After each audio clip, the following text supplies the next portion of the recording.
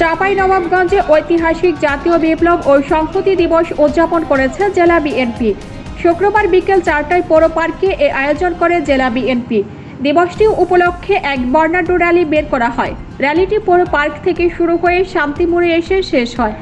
Rally শেষে পৌর মঞ্চে অনুষ্ঠিত হয় আলোচনা সভা।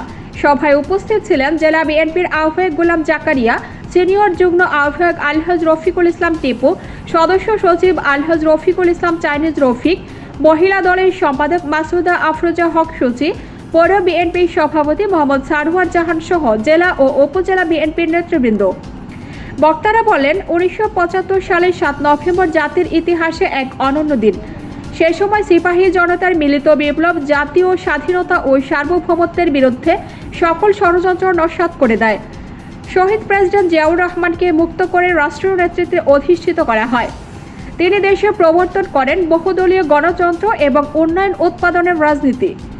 বক্তারা আরও বলেন, 7 নভেম্বর সিপাহী জনতার বিপ্লব ছিল স্বাধীনতা, সার্বভৌমত্ব ও গণতন্ত্র রক্ষার এক ঐতিহাসিক মাইলফলক। মাহিদুল ইসলাম ফরহাদ, চাঁপাইনবাবগঞ্জ জেলা প্রতিনিধি।